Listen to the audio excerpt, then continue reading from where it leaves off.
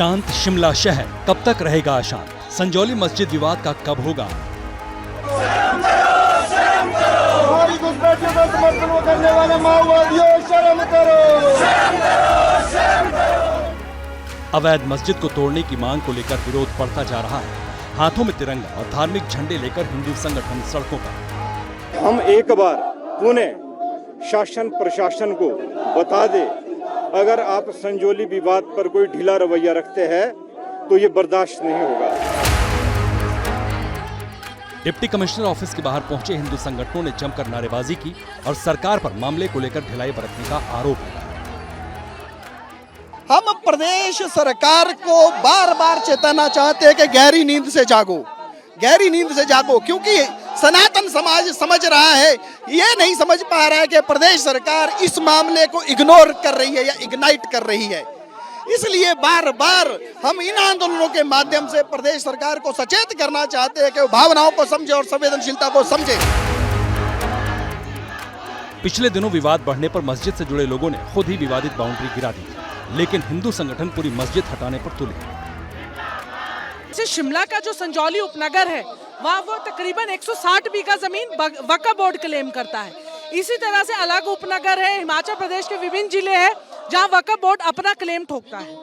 तो हम कहते हैं कि जो ये असीमित शक्तियाँ हैं, इसमें कंट्रोल किया जाए थ्रू अमेंडमेंट, कानूनी प्रक्रिया अपनाई जाए और इसमें अमेंडमेंट की जाए, ताकि जो जमीनी जिहाद है जिसका एक और एक मंशा है यहाँ की डेमोग्राफी को बदलना।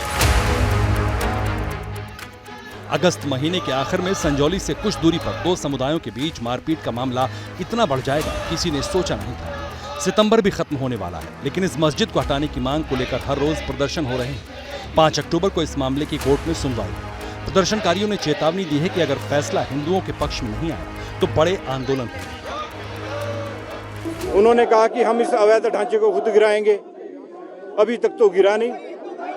यही बात मंडी के अंदर कही कि हम अवैध ढांचा गिराएंगे, सुनने में आया है, वो भी PIL में, उसमें हाई कोर्ट में अपील में आगे, उन्होंने भी उसके अगेंस्ट अपील कर दी। ये दोहरा रवैया नहीं चलेगा, स्पष्ट करना पड़ेगा।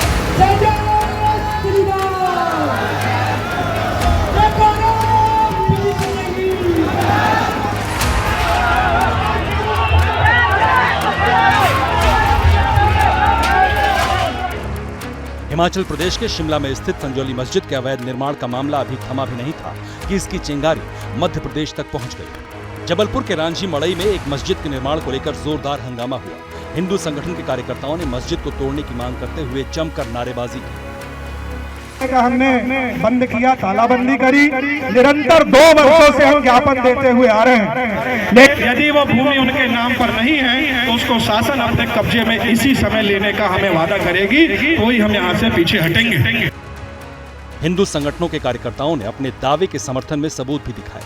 लोगों के गुस्से को देखते हुए प्रशासन मौके पर पहुंचा और मस्जिद वाले इलाके को सील कर दिया गया। हालांकि मस्जिद निर्माण करने वाले आरोपों को खारिज कर रहे हैं।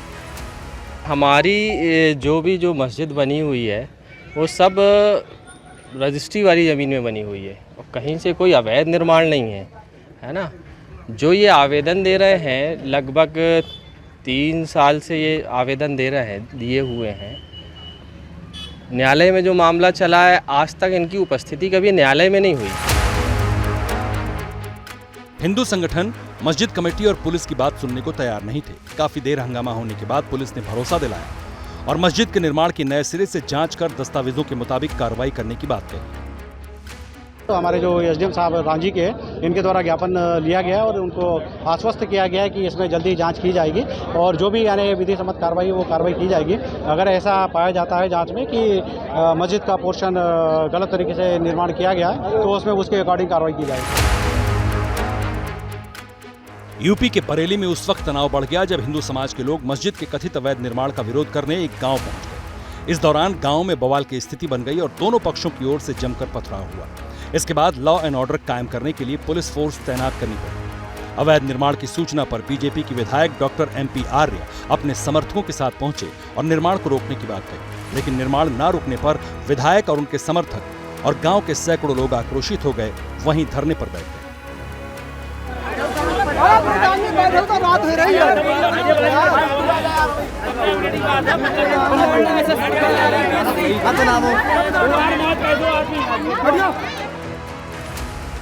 मुस्लिम समुदाय के लोगों का आरोप है कि हिंदू समुदाय के लोगों ने भीड़ के साथ आकर दीवार गिराई।